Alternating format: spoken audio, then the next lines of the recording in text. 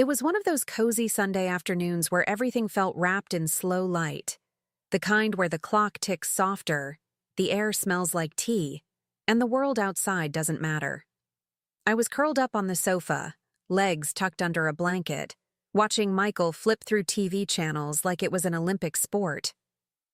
We'd been married for 12 years, and in moments like that, it almost felt easy, like muscle memory. Comfortable silence, familiar laughter, the illusion of calm. When my phone suddenly died mid-scroll, I sighed, a little annoyed but mostly lazy. "Perfect," I muttered. Michael, without looking up, handed me his phone with a smirk. "Here, use mine. Just don't delete my podcasts again." I rolled my eyes, smiling. "Relax. I'm just ordering dinner." It was nothing. Just another Sunday. Just another moment that was supposed to mean nothing. The glow of his screen lit my face as I tapped the delivery app. He hummed softly, pouring wine, humming some tune he probably didn't even like. And then it happened. That small, sharp buzz. A message flashed across the top of the screen. "Can't stop thinking about last night." 3 photos. My stomach dropped. My hand froze mid-air. The warmth in the room vanished, replaced by a cold I could feel behind my ribs. For a second, I told myself it was nothing. Spam, maybe. Some stupid scam. I wanted to believe that so badly it almost hurt. But my fingers trembled before my mind caught up, and I could feel my pulse pounding in my throat. I didn't even dare to look fully at the screen. Just a glance at the words was enough to make my skin tighten. Behind me, Michael was humming, pouring wine into glasses, completely oblivious to the storm brewing not 10 feet away. I stared at his phone like it might bite. The message bar faded, and my reflection stared back from the dark glass. Pale, wide-eyed, pretending not to know what she'd just seen. "It could be nothing," I whispered to myself. "Please, let it be nothing." I took a slow breath, forcing my face to stay still, my voice steady. He couldn't know. Not yet. I didn't even know what it was. I just knew something in the air had shifted, quietly, but permanently. Then it buzzed again. Another notification, this time a flash of color before disappearing. A woman in lingerie sitting on a bed, her smile sharp and deliberate. My heart stopped. My hand went numb. I blinked, and when I looked up, Michael was smiling at the TV, as if the universe hadn't just split open. The air felt heavier now. My tea had gone cold, and I realized I wasn't breathing. I placed the phone down slowly, careful not to make a sound, as if noise alone could shatter whatever fragile control I had left. My mind was racing, but my body was still, too still. Every instinct screamed to confront him, to throw that phone across the room and demand the truth. But another part of me, colder and quieter, whispered to wait, to think, to not give him the satisfaction of watching me break. So I smiled instead, the kind of smile that hides bruises no one can see. "Hey, honey," I said lightly, my voice somehow steady. "Your phone just buzzed." He didn't even glance up. "Probably a work thing. Ignore it." I forced a small laugh. "Sure." And that was it. The last ordinary exchange we'd ever have. I remember the clink of his glass, the faint scent of wine, the way his laugh filled the room. It all felt like a scene from a life that had already ended. Inside, something in me shifted. The version of myself who trusted him, who built a life around him, started to fade. I could feel her slipping away, replaced by someone colder, sharper, more deliberate. I didn't know exactly what I would do yet, but I knew one thing with absolute certainty. I wasn't going to cry. Not tonight. Not in front of him. Not until I knew everything. I set his phone down on the coffee table, my heart beat louder than the ticking clock on the wall. My hands were steady now, unnaturally so, like my body had decided panic was a luxury I couldn't afford. "Hey, Michael," I said softly, keeping my tone casual, almost warm. "I think your phone just buzzed." He didn't even look up from the TV. "Probably a work thing. Ignore it." The words slipped out of his mouth so easily, so carelessly, I almost laughed. "Sure," I murmured, forcing a smile that didn't belong to me anymore. I stood up, straightened my sweater, and told him I'd check on the food. My voice sounded foreign, calm, light, controlled. I walked into the kitchen, every step rehearsed, even though I was improvising a breakdown I wasn't allowed to have. The second I was out of sight, I turned back, slow and deliberate. The phone was still there, glowing faintly like an invitation I couldn't refuse. I picked it up again, the weight of it strange in my hands. My thumb hovered over the screen for a long moment before I finally tapped the message. One tap, and the entire illusion of my marriage cracked open. Message after message, her name lit up. Clara. Weeks of flirting, photos, plans, a whole other life unfolding in that tiny glowing space. My chest felt tight, but my mind was suddenly clear. If this was a game he'd been playing, then I had just learned the rules. The messages scrolled endlessly, like a wound that wouldn't close. I didn't just see betrayal. I saw strategy. Lunch breaks that weren't, meetings that never existed, words that once belonged to me now repurposed for her. "I miss your laugh," he'd written. "Can't wait to see you again." Each line was a tiny, deliberate cut, and I took every one of them in silence. Then I saw her latest message. "I can't wait until she finds out. I'm tired of hiding." My stomach turned. They wanted me to find out. I stared at those words until they blurred. "So it's not just an affair," I whispered to myself. "It's a plan." My fingers trembled, but my mind sharpened like glass. I took screenshots of everything, every photo, every message, every proof of their cruelty. My hands moved automatically, sending them to my email, then deleting the evidence from his outbox. It felt surgical, methodical, the kind of control I wished I'd had all along. When I finally looked up, I caught my reflection in the kitchen window. My eyes looked different, colder, older, but awake. I realized I wasn't crying. I didn't even feel sad anymore. What I felt was something else entirely. Calculation, clarity, maybe even power. "You wanted her to find out," I whispered to the empty room, my voice steady and strange. "Then I'll make sure she does. My way." I walked back into the living room, the sound of my own heartbeat fading beneath the hum of the television. Michael looked up briefly and smiled, the kind of smile that used to make me feel safe. Now it only looked like camouflage. "Everything okay?" he asked casually, sipping his wine. I smiled back, that perfect practiced version of myself. "Yeah, just checking the food. Smells great."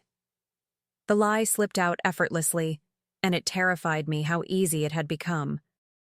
Inside, my thoughts were anything but calm. I replayed every memory, the missed calls, the late nights, the moments I'd dismissed as harmless. They stacked up in my mind like puzzle pieces finally snapping into place.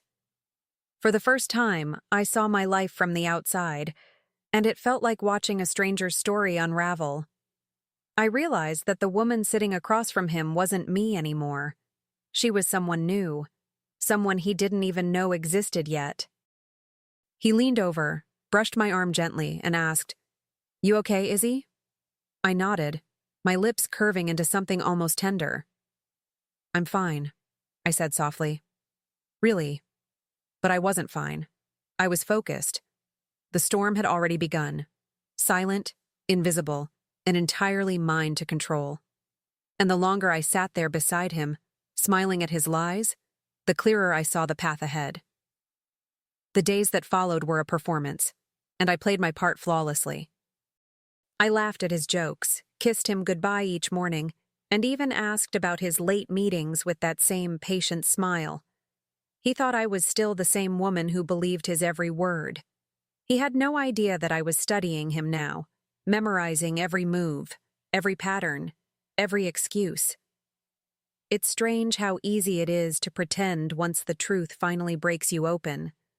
By Thursday, I had stopped feeling the sting of betrayal. It was replaced by something steadier, a kind of cold focus that hummed under my skin. I started planning, carefully, quietly. If Clara wanted me to find out, I decided she'd get her wish, but on my terms. I didn't want a confrontation.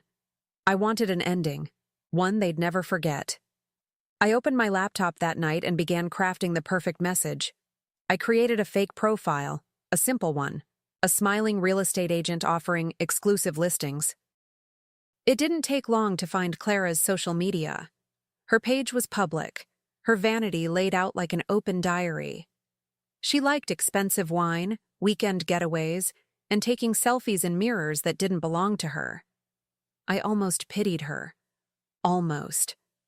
Then I typed the first message, my fingers calm and steady. "Hi, Clara. I hear you're looking for a new place for you and your boyfriend." She replied within minutes. Of course she did. "That's perfect," she wrote, adding a heart emoji like it was punctuation. "I'll bring him." I stared at those 3 words until they lost all meaning. I'll bring him.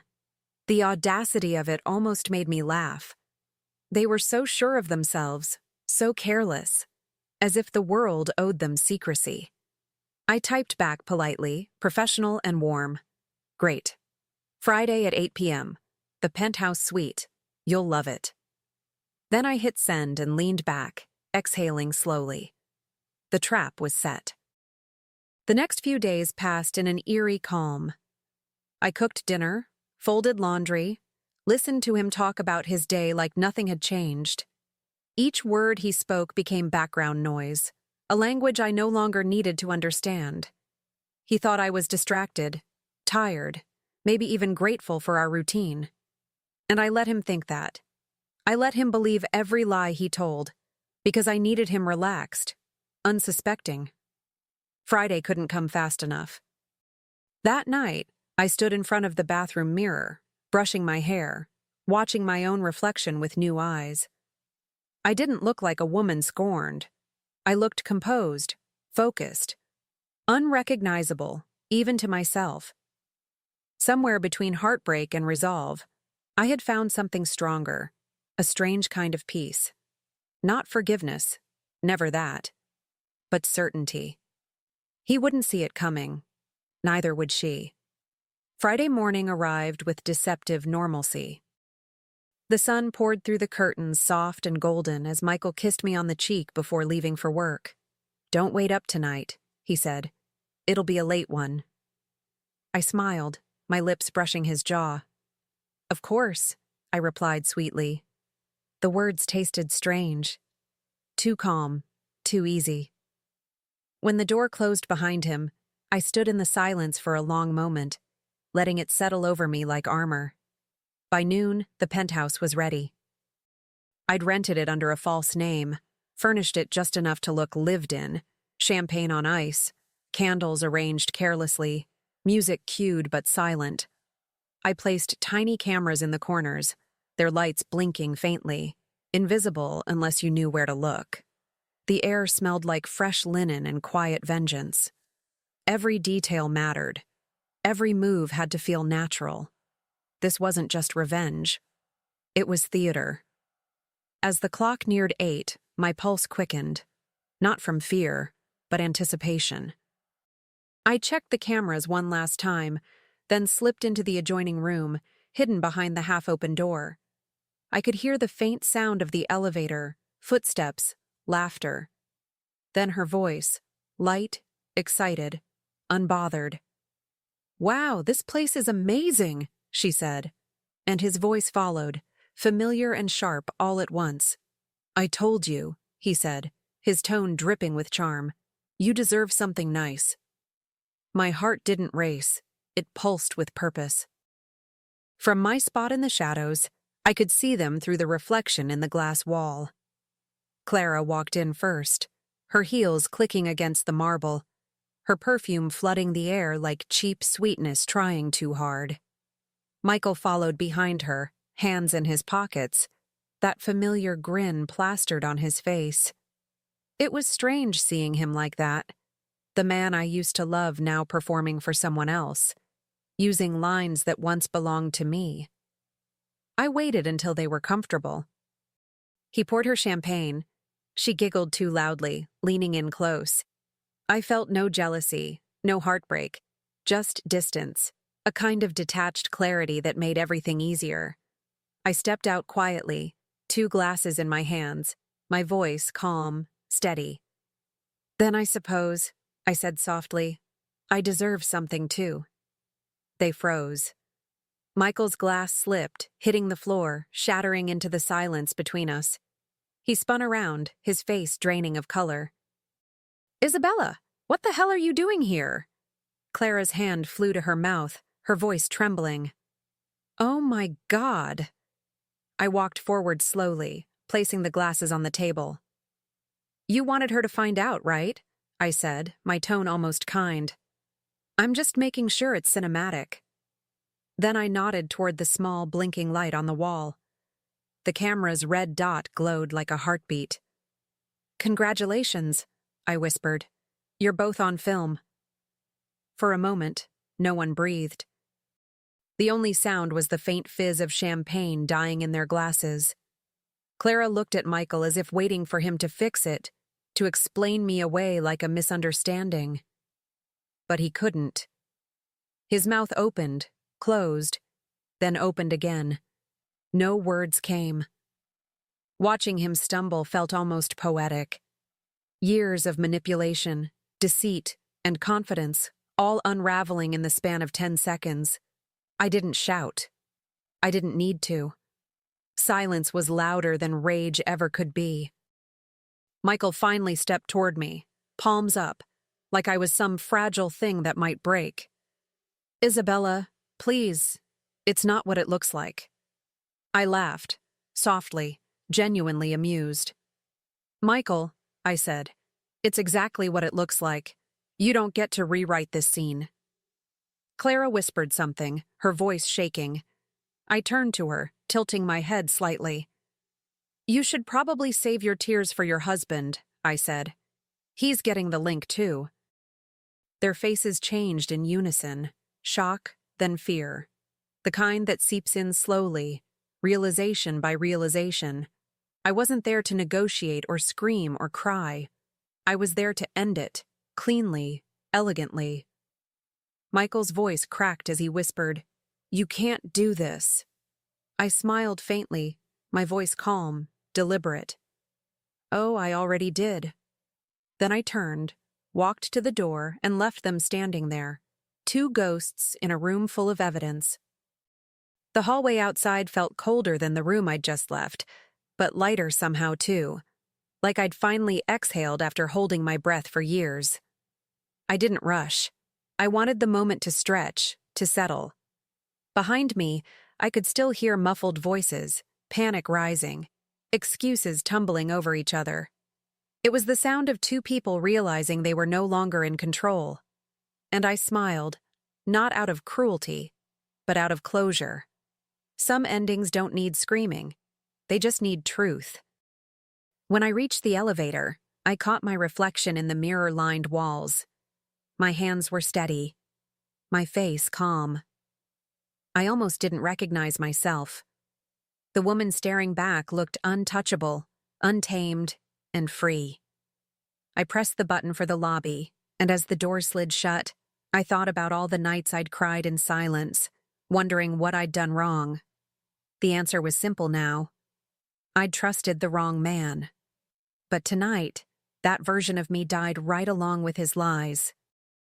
As I stepped into the night air, a soft rain began to fall, washing the city in silver streaks. I tilted my face up to it, letting the cool drops slide down my skin. Somewhere, Michael was probably scrambling, deleting, denying, panicking. But I didn't care. The footage was safe. The truth was out there, waiting to find its audience. For the first time in years, I wasn't afraid of what came next. I was the one writing the ending now. The next morning, the world felt eerily ordinary. Sunlight slipped through the curtains, the coffee machine hummed, and birds chirped outside as if nothing had changed. But everything had. I sat at the kitchen table, phone in hand, the link to the video already uploaded to a secure cloud. One tap. That was all it took. I sent it to his boss, his parents, and Clara's husband. No explanation, no words, just the truth, raw and unfiltered. The silence that followed was louder than any scream. Hours later, my phone exploded with calls. Michael first, of course. His name flashed across the screen, over and over, until I finally answered. "You destroyed me!" he shouted, his voice jagged, almost unrecognizable. "My career, my reputation, everything," I let him yell. I listened to every frantic word, every desperate breath, and when he finally stopped, I said quietly, "No, Michael, you destroyed yourself. I just pressed send." Then I ended the call. The phone rang again. Voicemail, texts, missed calls stacking up like confessions. For the first time in years, I didn't feel small or scared. I felt steady. Powerful, even. He'd spent years teaching me silence, conditioning me to believe that peace meant obedience. But that morning, I learned something new. Silence could also be strategy. And in the right hands, it could be the loudest revenge of all. By noon, he was outside the house, pounding on the door like a madman. I didn't open it. I just stood behind the curtain, watching him through the narrow slit, his tie undone, his eyes wild. The man who once seemed untouchable now looked small, desperate. He called my name again and again, begging, cursing, pleading. The neighbors started peeking out from their windows. For a moment, I almost felt pity. Almost. Then I turned away. He had earned every second of this humiliation. Later that afternoon, I went online, closed our joint account, and transferred what was rightfully mine. The legal documents I'd already prepared sat neatly in a folder. Divorce papers, evidence, every screenshot carefully labeled. I filed them with a quiet satisfaction, the kind that comes when justice doesn't need an audience. I wasn't angry anymore. Anger had burned itself out, leaving something stronger behind: resolve. When my phone buzzed again, I ignored it. His messages piled up, filled with apologies and promises I'd heard too many times before. "You're cruel," one of them said. I smiled faintly as I deleted it. "No," I whispered to myself. "I'm free." I blocked his number, placed the phone face down, and exhaled. The storm was finally over, and I was the one who'd walked out dry. That night, the house was silent, a kind of silence I hadn't known in years. No footsteps pacing the hallway, no tension humming beneath the surface. Just peace. I poured myself a glass of wine, the same vintage he used to love, and toasted the empty room. It didn't feel like victory. It felt like release, like finally setting down a burden I'd carried for too long. My hands didn't shake anymore. My breath felt easy. I had survived him, and that was enough. In the days that followed, the world seemed to shift ever so slightly. The sky looked brighter, my reflection softer. Friends called, unsure of what to say, and I simply told them I was fine, because for the first time it was true. I started sleeping through the night again. I cooked for myself, read books I'd once put aside, even laughed without forcing it. Freedom didn't roar in. It crept in quietly, settling into the corners of my new life. One morning, as I packed the last of his things into boxes, I found our wedding photo. We were smiling, young, unaware of what would come. I looked at that woman, the version of me who still believed in forever. And I whispered a thank you. She had loved with everything she had. But I had learned when to stop. I placed the photo face down in the box, sealed it shut, and walked away without looking back. Months passed, and life found its rhythm again. I rented a small apartment above a cafe downtown, the kind of place that smells like fresh bread every morning. Most days I sit by the window with my journal, watching people rush by while I sip my coffee slowly, deliberately. Peace has its own sound. It's the absence of fear, the absence of waiting. My phone buzzes sometimes, out of habit more than need, but I don't reach for it right away anymore. I decide when the world gets my attention now. One afternoon, as sunlight spilled across my notebook, my phone lit up with a message from an unknown number. "I'm sorry, please talk to me." I stared at it for a second, the words hollow, familiar, powerless. I deleted it without opening it. No anger, no sadness. Just a quiet kind of certainty. Some doors don't need to be slammed, they just need to stay closed. I smiled, set my phone face down on the table, and leaned back in my chair. "You handed me your phone that day," I whispered to myself, "and it changed everything." I took a sip of coffee, letting the warmth linger. But, in the end, I added softly, I was the one who hung up. The world outside moved on, and so did I. After all, he'd given me his phone to make my life easier. I used it to make his harder. Forever.